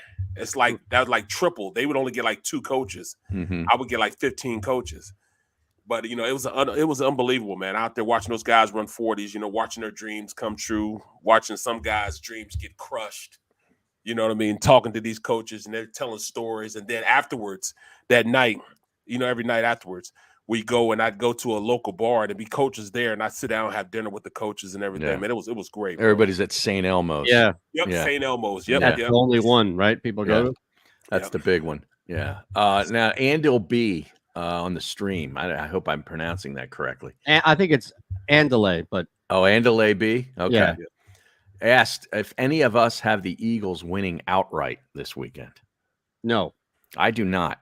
I mean, you can't be a good analyst and say yes. I mean, you could be a homer and be that way, but what makes you think that the Eagles be going any other direction, the direction they're going right now? I mean, even with the Panthers losing, they're still headed up. As far as their development, the second-year head coach, they learned this system. The defense is playing at a high level. They have things that are pointing in the right direction. So you can't really say, without being a homer, the Eagles are going to win. Yep. But I do see things are going to start turning the corner, and you'll see that in my baritone. That's twice I've said it. So check my baritone out on NBC Sports, Philadelphia. Are you allowed to promote that there? Didn't know. Yeah. Okay. Of course. Absolutely. Now I see on the stream, and that Sirianni apparently had an emotional meeting with the players. Yeah, heated. It got a little heated. Oh, because like I said, if you can teach a player, if you can get a player to realize that he can get better as a player, then you can keep them. But if they start losing and they're not getting better, it's a problem. You can lose your team. That's what's going on in Jacksonville right now. Right. I was just thinking of that as you said it. So what's this thing with Sirianni? What can you give us some specifics, by the way, or what? Well, let me try to find something here. Go to my usual suspects. Come on. The AJB says Sirianni had a long, hard meeting with his team. More yelling and screaming than ever before. You think this was while they're watching the film and seeing all the penalties? And Wait, I thought this was a press conference. Is that what you said? No, it was a team. It was him and his team, and apparently it got out that it was pretty heated. Birdman 990. What do you mean Ray Diddy picked him to win? You sit next to Ray Diddy. I know. I didn't think that happened. Did we miss something? I didn't know it. He didn't. My conversation with him was saying, "Oh, they're a bad team." Yeah, he's very matter of fact about, "Oh, they're a bad team." And I don't see him get any better right now. I was like, "Oh, okay." Me neither. I do see him getting a little better. By the way, I have over 7.5 receptions for Cooper Kupp tonight. Over 20.5 rushing yards for Russell Wilson tonight. Yeah. That seems low. Russ going to have a big night on the ground. It's already up to 21.5. It might be up to 22 if Carson gets ruled out. I think Russ is going to run. Yeah, I think he has to run. Yeah, he'll be running for his life. For Russ too. It's another one. As Khaled would say, that's another one. DJ Khaled. Yeah. Yeah. It's another one. Yeah, that's another one. Hit him with it. All right. What are you looking up here? I'm trying to find something here I from know. all these beat guys, man. There's like 15 of them. I figured all you need is one, right? I know that I'm not seeing it. We need to get down to the nitty here. I want to not confirm the gritty. it. Not the gritty here. I want to confirm it. Okay. You can't have the nitty without the gritty, you know? Yeah, exactly. Yeah. I can tell you're pumped for hockey season. I can't not look. I don't know why anybody would sit down and watch preseason anything other than NFL football. Yeah. So I can't. I'm not getting into anything here. I might boycott the Flyers just because of Martinez. Like, you know, Well, that's a good reason, right? Yeah. Get out of my face. Yeah. With this Flyers shit. I'm out on you. I have enough I need to deal with here. Trying to follow betting now has really pushed you watching a lot more than just local stuff. Like I don't have time for local teams anymore. No, I mean, and that's the thing because I love hockey. I love the league. It's just the Flyers coverage that just beats me down. See, I feel like I'm more like baseball with you, but you're saying that it's the internal coverage of the Flyers. Yes. It's people that and work. Flyers Twitter drives me crazy. Well, that's what I think this all is. Yeah. Yes, it's all Flyers Twitter. Now, John McMullen doesn't have anything on this, any heated exchange. He's tweeting about wrestling. All right, let's get John on. Does he have any, or just ask if he has any idea? How about that? Like, All right, what the I'll hell's text going him. on here? I'll text him. Yeah, we're trying to do this on the fly. You know, we got Manook coming up here. Barry, you want to reach out to Ray Diddy, see what he says? I don't know what the hell. Not to bring him on. Ray Diddy doesn't have a smartphone, does he? Oh yeah, that's right. I forgot. No, you have to email him in advance. I think you have to put a stamp on an envelope and put it in the mailbox. Actually, and I love Ray. Now we are getting Al Wallace. Tomorrow. Yes, tomorrow. Al Wallace. Yeah, not Al Harris. Not Al Harris. Not Al Harris. I just this sounded like a pretty juicy story that I know people are going to be talking about. That's why I'm just kind of curious. Well, what story are we talking about? This fight? I mean, of course it's going not to be a fight, but well, I mean, if they're yelling, what had more fight to it? Is it going to be Wilder Fury or Sirianni taking on his whole team? Well, for the sake of the folks that are bucking up for a pay-per-view, I hope it's Wilder Fury. Right? Yeah. Isn't that a pay-per-view? Oh yeah. Oh, yeah. You think this thing is coming in on your Showtime subscription? No. What is that network? DAZN. DAZN? Is that how you pronounce it? DAZN? Yeah. DAZN. Whatever happened to that? It's still around. Yeah, it is. Because wasn't that supposed to be like a big boxing thing? It's what's it called? It's boxing. It's De La Hoya. Yeah. He started it. Okay. Oh, yeah. Hey, look at the stream. Peyote player. That is peyote, right? Peyote player. Locker room noise getting louder and louder. Now we we never really heard much from locker rooms until the end of Doug's reign here. Mm-hmm. You know, and that was just like, one player really, Well, remember though, Carson, that whole stuff happened the year after they won the Super Bowl. It was like 2 years after. No, go back. The stuff came out with the year they lost to the double doink year, where Carson got pulled again because of the back and stuff. That's when Santa Liquido starts messing. Malcolm Jenkins and others people are coming out on the record questioning what's going on with this team. That was the year they built the shrine to Nick Foles. Oh yeah, that's what I'm saying, Barrett. It was year 3 technically of Carson Wentz, which was also year 3 of Doug, right? Didn't they come in the same year? Yeah, same year. And then flagging to him. Here's the thing, though, and to your point about it, I think the difference is that Carson Wentz was always the target of all of this nonsense. Yep. And there was collateral damage like Doug Peterson wrapped up in all of this. Yep. Who is the target this time? There isn't an easy guy for like Carson Wentz. I can't believe you said that. You know it's Nick Sirianni who you're out on. Yes. I just didn't know if there was a player though. Like that's my point. Right. I just didn't know if there was a player. There's no player tied to it right now. So that's why I'm saying I'm You know, because here we go. I haven't heard any noise. Maybe it would be Fletcher Cox. You think? I don't think it's Fletch. I think it's more so because they're losing and they're not winning. Mm-hmm. The rumbling of these older players, and you know, a month in. You know, I'm not saying you're wrong. I'm just reinforcing that this has been a month now. So you're Shan, saying I told you, Shan, if you're not letting an older player know that he can get better, if you're not teaching him how to get better, if you're not, you know, making him a better player, then those guys will be out on you. So you're saying it was the year after the Super Bowl win? I thought when they beat the Bears and then lost to the Saints in the playoffs. And that's when I thought the stuff came out with Alshon. I thought Alshon was when it really started to come out. Oh, with Alshon. And I thought that was 2 years later. What was the name of that reporter from ESPN? Josina Anderson. Yeah. Look, I mean, you had internal stuff here in the city. You had Santa Laclito's big piece. Right, on Carson. Stuff. Right. That was his first one. Yep. All right, this is thanks to John Shelton, who is not only listening to the show, but also helping us out on Twitter at JWS8596.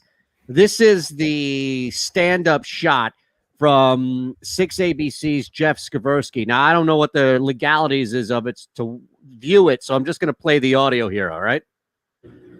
Ticked off. That's how Eagles coach Nick Sirianni is feeling over all the penalties. They have the most in the NFL and by a long shot. So what is Sirianni trying to do about it? I'm told it was a hot topic during a team meeting on Monday. Sirianni was yelling like guys have never seen before. Even Sirianni admits today, sometimes you have to change your tone. Here are the Eagles back to work today. Still no Lane Johnson on that offensive line.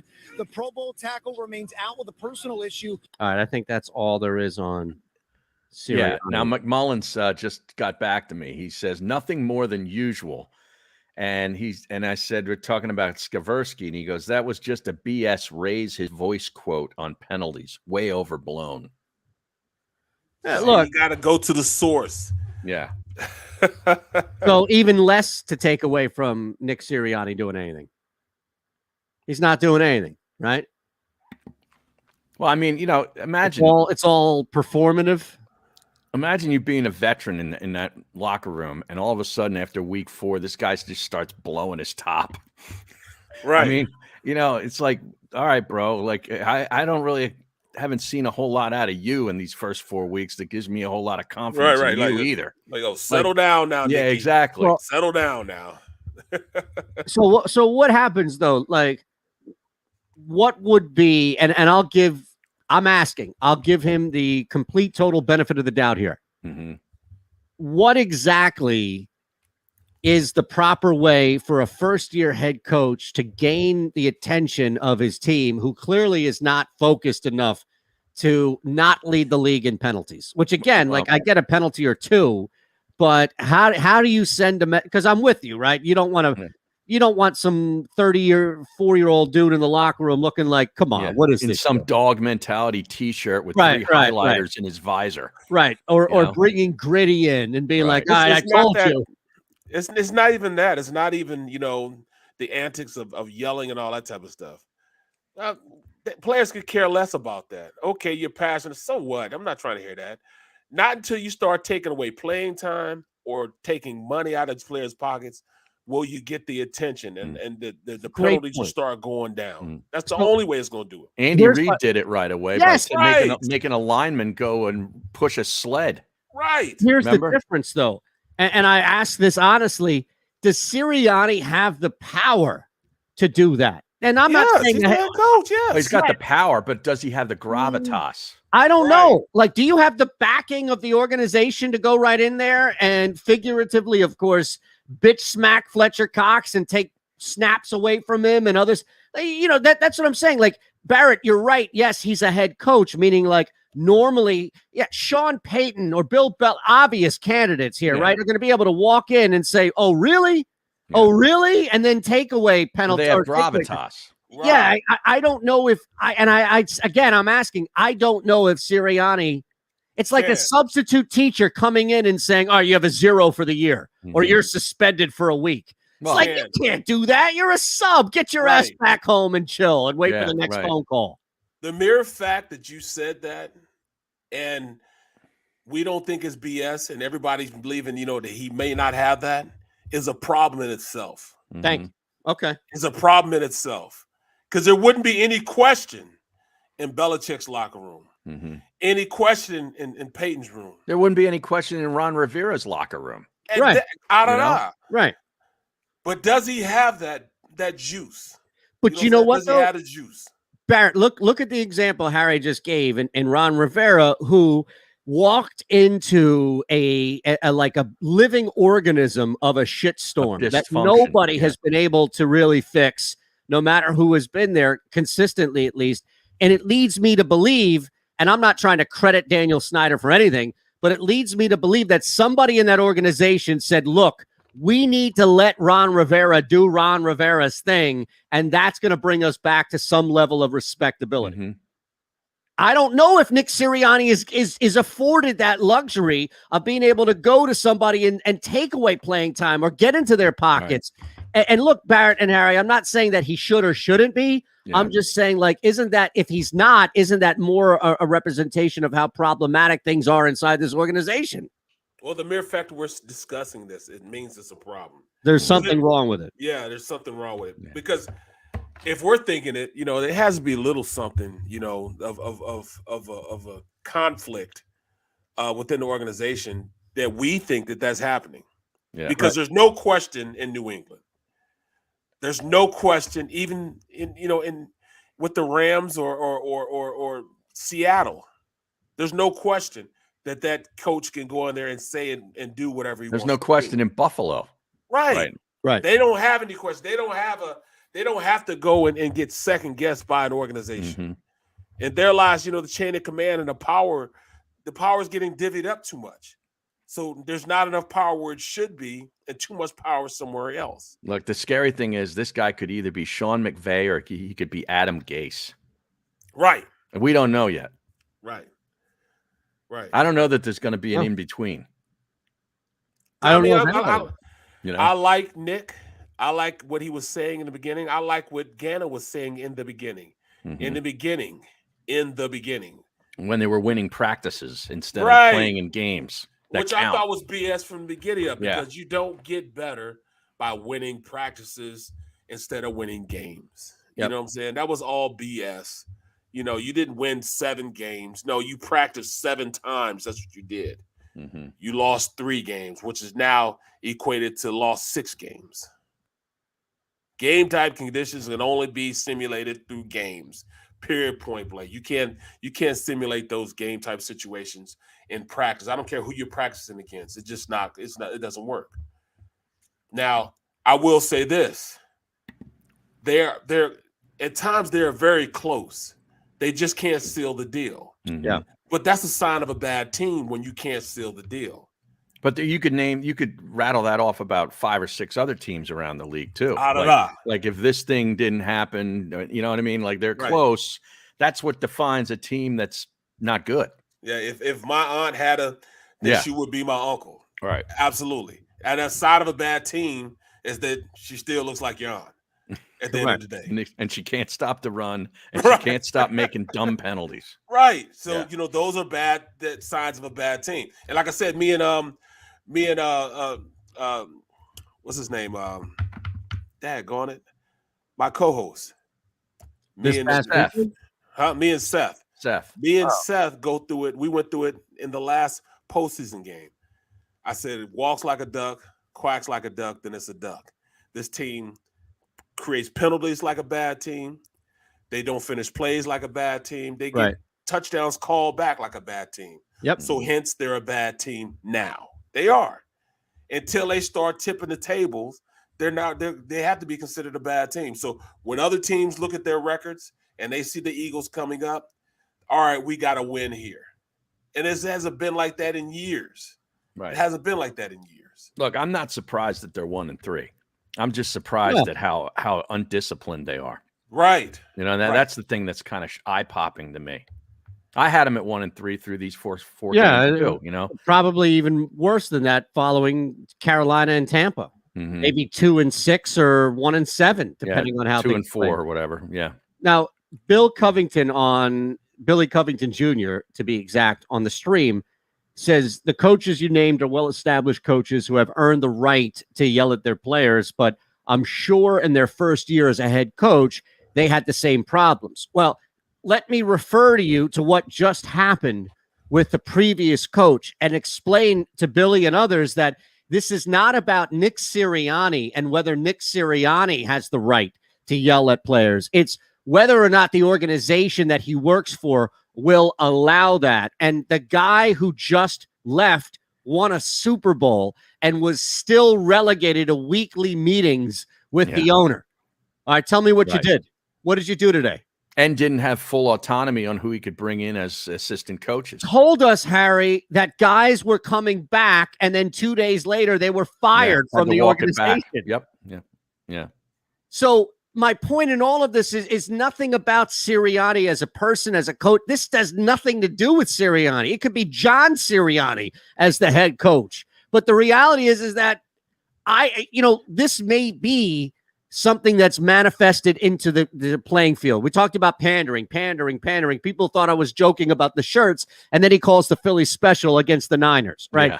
Point being is that maybe this lack of being able, and I'm asking, and Jason Nelson brings up an interesting point about the front office being broken. At the same time, look how successful they are on the field. So it's a balancing act. But my point being in bringing all this up, guys, is that maybe we're at a point now where Nick Sirianni, meaning head coach of the Eagles, inability, meaning doesn't have the backing of the front office to get and step in somebody's ass, is manifesting itself now with all these penalties, with somebody unable to, and I'm just going to go back to what Barrett said, which is you have to be able to start holding people accountable instead of just getting in their face. And maybe guys are like, and accountability was one of his 5 things.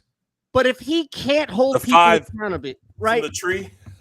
But it's not like he doesn't want to. It's like, hey, man, I want to throw this baseball. All I want to do is throw this baseball, but I'm handcuffed.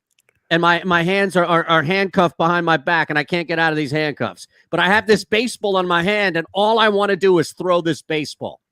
Well, who are you going to blame? The person who put the handcuffs on or the person who's trying to throw the baseball? Handcuffs. And I understand they're saying all well-established coaches, but even go to the Browns. They just established their coach. You know what establishes winning? Winning established. Hey, beat Pittsburgh in a playoff game. Right. You know what I'm saying? It comes from winning, man. And if you're not winning, it really doesn't matter.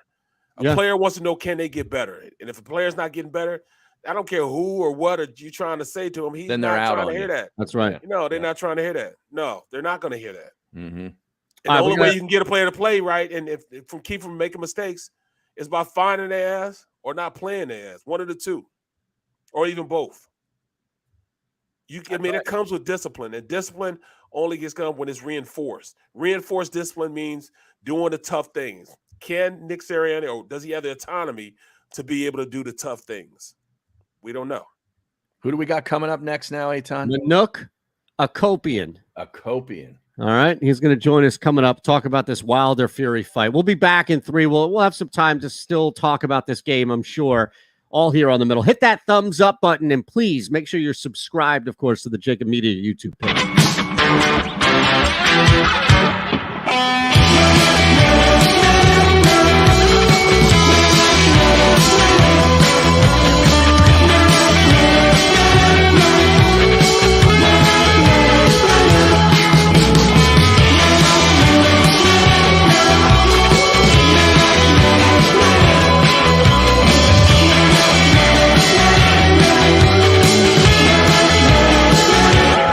At Stateside Vodka, every new customer gets the world's best rocks glass, free. What's that? A rocks glass? You're telling me that bottle is cut in half? You could say that. Holy shit. And you're telling me I can get one of these glasses for free? That's right. 1 free rocks glass per customer with each first-time purchase of Stateside Vodka. So good, it just disappears.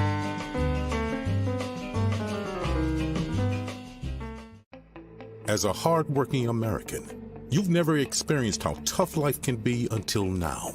a catastrophic injury while working on the job, a personal injury from someone else's negligence, turned away by other law firms in the region who didn't bother to learn your story. It's time to meet the Fritz and Beyond Cooley Law Firm and managing partner Brian Fritz. Badly injured? Call the Fritz and Beyond Cooley Law Firm. Find out why they say, "We got this."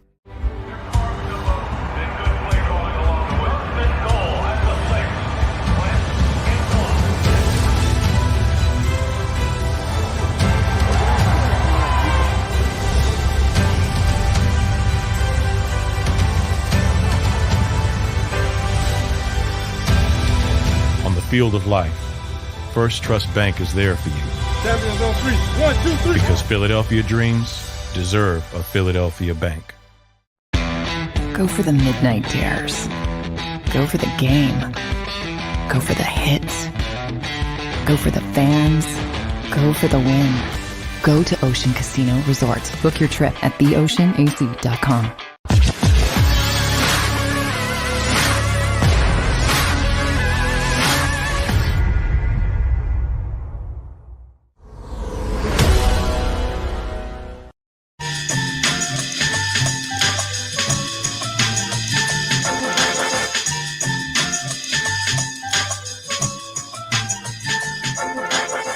So, a couple of minutes here. Oh, what's going on with these headphones, man? Let's bring them in. Look at that. What a pleasure to see Manuka Kopian here. Hey, guys. Hear us? What's How going you on, doing? man? I just followed him on Twitter, Eytan. Oh, my, let me tell you something. Beyond. I have a choppy connection. Is it the same for you guys? No, you're good. You look and sound great. You guys are coming in very choppy for me. Okay, No, I'm not sure. Hold on. You have a nice crisp connection right here. So let's try this. I'm gonna put you back out and then bring you back in. Okay, great. There we go. Right? Any better? He bounced. That's fine. I tell you, he is a trip. That's the best way to describe Manuk. Oh, He yeah? is- Now, yeah. How did you find Manuk? So when I was doing Sports Map on, I think it was like a Friday night, one of those Friday night shows that I used to do a long time ago. Okay. This is back in the first Wilder Fury fight. All right. So that's when I first spoke with Manuk back then, and I just like you'll see he's just one of these dudes who you just want to follow. You want to especially in the world of boxing, like he's really knowledgeable in the world of boxing. Writes, of course, for the LA Times and does some other things as well. But that's where I was kind of just like, oh man, this dude's a fun dude. He's smart and he's just somebody to follow with boxing. So. Right, and it's at Manuka Kopian, MANOUKAKOPYAN. Correct. Yeah. Correct. All right, so we'll have him pop back in here in a sec. Jeez. But yes, that's look, So what was that? Maybe 2018? When was the first fight? I'm not sure. I'm thinking, probably 3 years ago, right? 3-4 years ago. Was it that long? We were trying to figure this out as we get Manuk back up here. And again, we just ran through your Twitter, LA Times, boxing scene, Harry Mays following you now. I strongly suggested to everybody here, not only on the show, but on the stream, that you are worth the follow and you will not disappoint. I already know that from following you, that you don't disappoint. So first and foremost, it's great to see you. Hopefully the connection is good here. And we appreciate you, brother. Thank you so much. Wow, I have to live up to those high standards now. You will. You No will. pressure. You will. I have no doubt in my mind. We set the you bar will. high here. That means I can't tweet like Magic Johnson anymore. I need no more vanilla posts. You know what? You'd still be better than half the show on Twitter. So the bar is actually incredibly low, that all you really need to do is just type like 3 words and you'll be better. Trust me. So we were trying to figure this out. I think the first time you and I spoke was ahead of the first Wilder Fury fight, which seems ages ago, right? Oh, wow. Talk about a timeline. This trilogy has been pretty drawn out. I mean, it goes back all the way to 2016 when they first challenged each other in the ring. And obviously the hotly contested draw in 2018 and the one-sided fight last year, and 18 months later, after so much back and forth, here we are. I mean, it's been rather anticlimactic, if you ask me, because this fight should have happened a long time ago, but with the pandemic and all the contractual issues and everything, now they have to compete on a hot Saturday night with the MLB postseason and college football, and they're going to have to fight for some eyeballs. So it sounds to me like you wouldn't rank this rivalry or this this fight series very high on the list of all-time heavyweight battles. Well, it's a little too premature to say that. I think the third fight could really put the exclamation point on the series. But so far, it's been a tale of two fights. The first one obviously had a lot of drama with, Tyson Fury essentially winning 10 rounds and getting knocked out twice in the other two, and coming up like the Undertaker from the canvas to beat a count with less than a couple of minutes to go in the 12th round. So that was very exciting. I've had the privilege of being ringside covering both fights, so being a part of the fight weeks and talking to the fighters. You can see the trajectory of their personal growth, their actual fighting growth, and there is a lot of intrigue for this third fight because Deontay Wilder's focus and I think reinvention is rather presents a scary scenario for Fury, because he still has that one-punch knockout power, and he could really clean his history in one click if he connects with Fury. Well, Fury, looking at Fury, he's more of a not necessarily a technician, man, but he's just unorthodox in how he approaches the fight, how he's fighting, man. You look at, the fight itself, you're not going to see any of that, precision boxing you're going to see from other fights, man. What do you think is the biggest thing that's going to help, Fury out or his counterpart out? Well, the thing, this is a contrast of two styles. You have Tyson Fury who fights like a featherweight if he wants to, very, very slick, very rangy, works the jab, has great foot movement, great feints, and he's 6'9", and no one has moved like him in the head. Got that shoulder block too, Oh yeah, he, a little half-baked shoulder roll that Mayweather would have been proud of for sure. Yep. But and Wilder is just a lanky, awkward fighter who has this detonating power in the right hand, and when he connects, it does damage. And the big thing with Wilder in this fight is he switched trainers. Obviously, not only did Wilder lose, but he came up with a laundry list of excuses as to why he lost, and that was a big narrative in yesterday's press conference at the Las Vegas MGM Grand. Among some of the reasons Wilder said he lost was that his former world champion in the Olympics medalist fighter Mark Breland was disloyal to him when he threw the towel. He said his water was spiked. He said Fury's gloves were doctored. He said his costume weighed too much and zapped him with his energy of his legs. He said referee Kenny Bayless was incompetent. I mean, the list goes on and on. And the fact that Fury was so dominant in that performance, I think broke Wilder's spirit, because he had never been in that kind of a position before. So for the last 18 months, Wilder, I assume, has been eating, breathing, and sleeping, thinking about Tyson Fury and what this third fight is going to look like. And everything is going to culminate Saturday. And I think that's a scary scenario for Fury, because I really think Wilder can beat him. And it isn't that far off as the sports books might present it. I think Wilder still is a great fighter, a true champion, and the fact that he's bringing on a new trainer and former world title, former heavyweight contender Malik Scott. If anyone has seen the clips that have materialized online, he has really looked good in his pad work, his footwork, and some of the one-dimensional tactics that he had shown in the past, at least in practice sessions, are nowhere to be seen.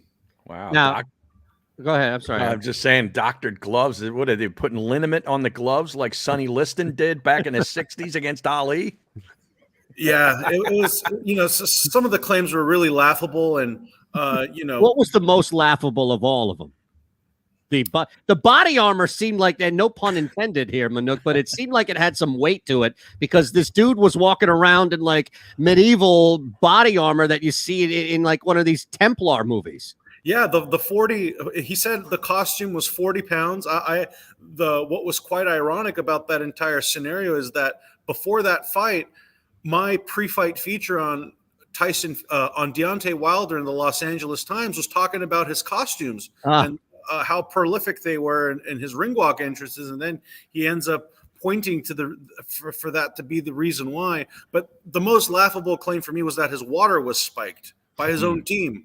Wow. I mean, it's but he believes everything that he has said. He's convicted and convinced, and he had a chance to walk back his claims a bit yesterday, and he chose not to. And he said, "I believe what I want to believe."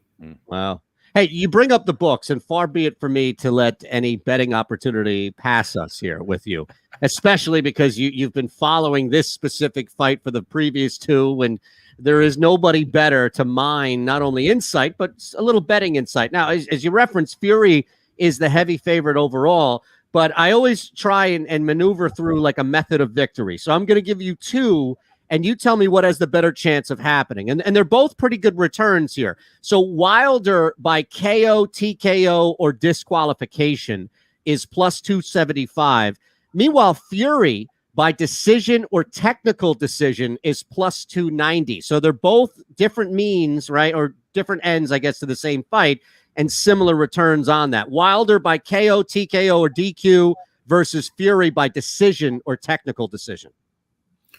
That's the true coin flip pick, and those are the two likely outcomes in this fight. Even though Fury had a one-sided dominant performance, 7 rounds, knocked him down twice, busted his eardrum, knocked him down with body shot. He dismantled him in every way possible.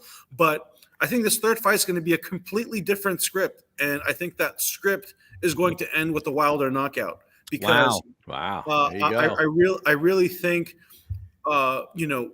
just think about it. 18 months thinking about training for one thing, and Fury, on the other hand, he's been all over the place. He's been, he lives a very public life, and sometimes that could work against you.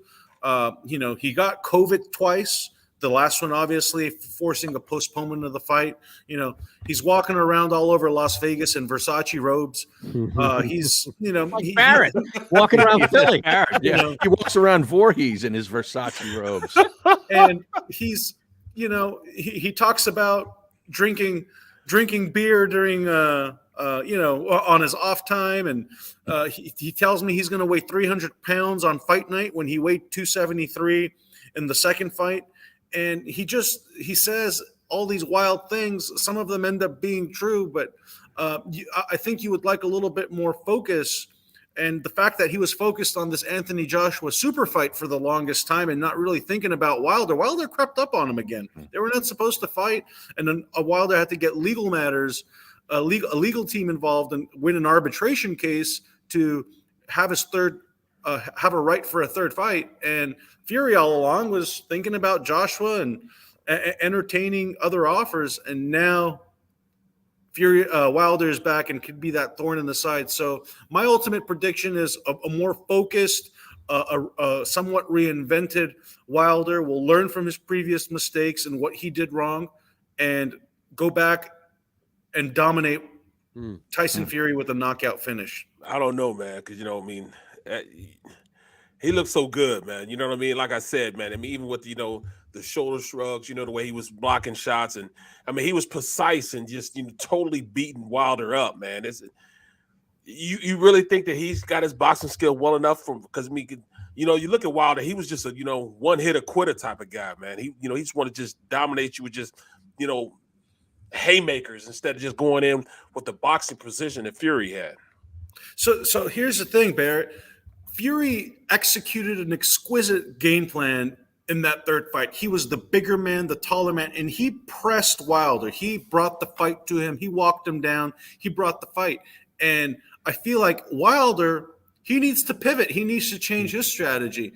If you don't learn from your mistakes, there's no way you're going to win. And I think Wilder needs to go for broke here because his legacy is on the line. I don't see how he could ever mentally recover from losing a fight like this. And, at the end of the day, this is a fight. And when you think about the mental aspect of this, I mean, he's 36. He's not going to have too many more bites at the apple. This could be very well his last chance at regaining the heavyweight titles, putting himself in a position for another super fight. And, I think my prediction is that's going to come true. And that not taking away anything from Fury because he's the favorite. He's the favorite for a reason. But, you come from a football background, Barrett. Any given Sunday, every team has a chance to win. And Wilder, as much as he might be the underdog, he still very well has a chance to win. You got my money, man. I'm going to the books, man. I'm going to bet, man. Wait a second. Now you can't hold him accountable now, Barrett. Right. That's the rule. I told Manuk that ahead of time here that he's not on the hook for any bets that fail by all means. But it's like Randy Moss said, I'm writing checks my bleep can't cash. Hey, real quick, just to follow up on that, what happens to Deontay Wilder if he loses? Wow. Again, I think he probably goes into oblivion. We might never hear from him ever again. It's that kind of a loss. I think he's a very an interesting character. He enjoys the limelight. He enjoys being a heavyweight champion. He's out when he was winning, he was out there front and center, and he became somewhat rather of a recluse over the last 18 months. During the June press conference, he just wore his headphones and didn't even talk. He's changed his stance a little bit. At the end of the day, he has to sell pay-per-views, and his purse is tied to how well the fight performs commercially. But I could very well see him retiring at this stage because who is he going to fight? He can't go back and fight, some guy ranked 9th at heavyweight. Sure, he can maybe fight an Andy Ruiz. That's the most feasible fight to make because they're both tied to PBC. And Andy Ruiz is a former champion, and he's always one fight. He's going to be one fight away always from supplanting himself atop the division. But, Alexander Usyk shocked Anthony Joshua, so there's a new player there. Joshua, of course, is the most marketable name perhaps in the heavyweight division, global superstar. Everyone wants to see that all-British showdown between Fury and Joshua. And right now it's a game of musical chairs. And Wilder could very well disrupt the heavyweight picture once again and put himself in a position to pretty much take on anyone that he wishes. Yeah. Boxing loves chaos. Oh, yeah. And right now, with Usyk holding 3 of the titles right now, he's obviously a very talented fighter, pound for pound, one of the best. But not a lot of casual fans know him in America. He's not a marketable name. He doesn't speak English. He's a very quirky character when he decides to show it. But only the true hardcores are going to really appreciate what he does in the ring. And he's an Olympic medalist, but that's not going to move the needle. For you to separate yourselves from $80 to watch him fight. So that's what, and Wilder has that, I think, one last opportunity for some life-changing paydays should he win against Fury. I'm just curious. You've covered this sport for a little bit. What's the craziest thing you've ever seen? And I don't know what it even is, but what's the craziest thing you've ever seen ringside, from somebody walking in to how a fight ended to I don't know, whatever it is, I'm sure you've seen it. Wow. There's quite a lot. I think I might just go back to my most recent memory. It was Andy Ruiz and Chris Arreola. It was the first fight in California with fans during the pandemic. And it was a socially distant crowd. No one's been at a boxing event in over a year and a half. And as the night goes on, everyone's drinking and everything. And it's 2 Mexican fighters against each other, and it's a pro, and the crowd is filled with a lot of Mexican Americans. We're in Southern California, mind you. Yeah. So after the national anthems, there were these 30-man, 40-man Royal Rumbles happening in the stands, and each round was getting bigger than the other. And I don't know if you guys saw those videos going viral on Fight Night. Wow. But they were literally kicking each other's ass all over the stadium, and they just did not have enough security and personnel to break up the fight. So imagine, it's the third round. Andy Ruiz just got knocked out, and there's this just got knocked down, and there's this like 30-person brawl happening in the center. I don't know whether to watch the fight or to watch it was pretty crazy, but they kept the fight going. What's that again? They kept the fight going. Oh yeah, and I asked, and it was some tremendous scraps. I would highly recommend everyone look it up. Oh man, it went viral all over social media that night. But it was pretty. I hadn't seen that many fights, and they were some really good fights too. Mind I, shirts were flying off, people were flying down the bleachers. Interesting stuff. Yeah, I'm watching it right now. That's insane. Now, before you get out of here, brother, and again, at Manuka Kopian, MANOUKAKOPYAN, we'll put the Twitter up there for you. LA Times, boxing scene, but you've spent some time in the NFL as well, and this is not a sport that is foreign to you by any means. You're also in an area that we have a team playing tonight. So, yeah, we need some insight from you. What happens with the Rams tonight? Well, let me just clarify. When I was in the NFL, I wasn't in the NFL like Barrett. I was in the NFL behind a computer, writing and editing. Correct. But yeah, I did work for NFL Network and NFL Media for a handful of years. But yeah, it's great to be in Los Angeles with two football franchises. Still, the Chargers feel like the redheaded stepchild, and they need to have the city embrace them. But you know, it's great. I grew up in California. I'm born and raised in Los Angeles. So the fact that I didn't have a football team growing up, it's great now, and it's great. The next generation of fans are the ones who are going to really embrace these two teams. But the Rams have done a great job cultivating a culture, and obviously, winning is the greatest cure and a way of winning a fan base, and they look really exciting again this year. Obviously, they had a tough Arizona Cardinals team last week, and they have another tough matchup against the Seahawks, and you can never write off the Seahawks, especially at home. And I think this is going to be another one of those cases where Seattle comes up looking good on Thursday Night Football, because I can't bet against Russell Wilson on a short weekend. Okay. Wow. I was going to ask you who had a better shot of winning, Fury or Stafford tonight, but it sounds like you like the the Rams are a high-powered offense, but the running game hasn't looked too good over the last few weeks, and not the last few weeks, but last week. And of course, they were playing from behind most of the game, but letting Arizona put up 37 at home is not a good look. And AJ Green was looking like his all-pro self when he's way past his prime. So I think the secondary needs to also shape up, and that starts with Jalen Ramsey. So we'll see, because they got with DK Metcalf and Tyler Lockett, they need to really shape up real quick, or else that division's going to turn on its head pretty quick. Look at that, from Wilder Fury to Ramsey. Seahawks. You have it Jack of all trades. I love it, brother. We thank you. We got to get going, and we don't want to. Badminton. What's going on? All right, fellas. Thank you so much. Thank you. Thank you, brother. We'll chat soon. Take care, man. Again, make sure you're following him on Twitter, especially ahead of this fight, behind this fight, anything more that's going to come up in the world of boxing, but also just a fun follow as a whole. All right, we're out of here in a minute or two. Yeah, I need to see this. Yeah, it's pretty good. How did we all miss this? This happened like a year ago. Yeah.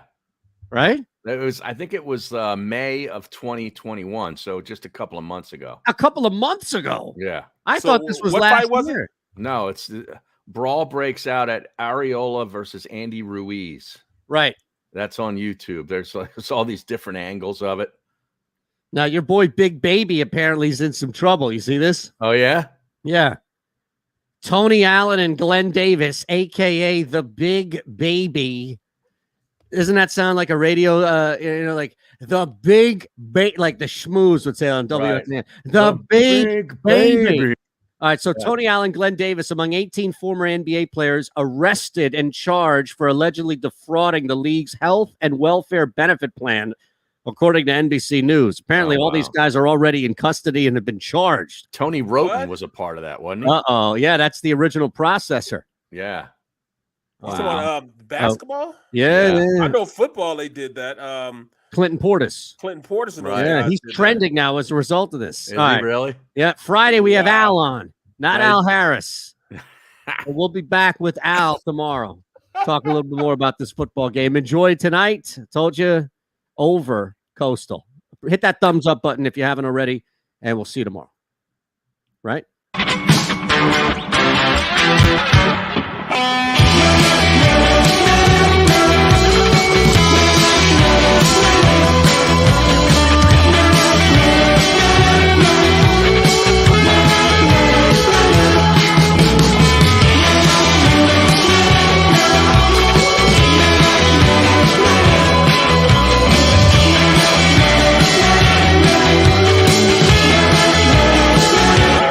At Stateside Vodka, every new customer gets the world's best rocks glass, free.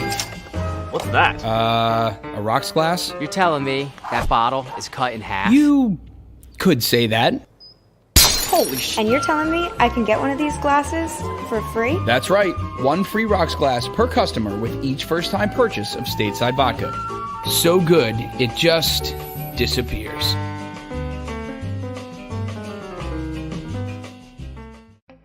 As a hard-working American, you've never experienced how tough life can be until now. A catastrophic injury while working on the job. A personal injury from someone else's negligence.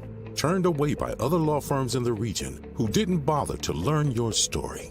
It's time to meet the Fritz & Bianculli Law Firm and managing partner Brian Fritz. Badly injured? Call the Fritz & Bianculli Law Firm. Find out why they say, "We got this."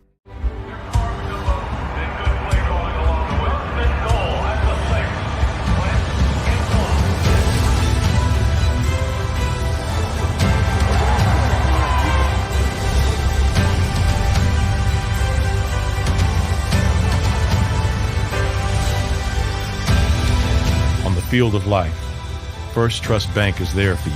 Champions on 3. 1, 2, 3. Because Philadelphia dreams deserve a Philadelphia bank. Go for the midnight dares. Go for the game. Go for the hits. Go for the fans. Go for the win. Go to Ocean Casino Resort. Book your trip at theoceanac.com.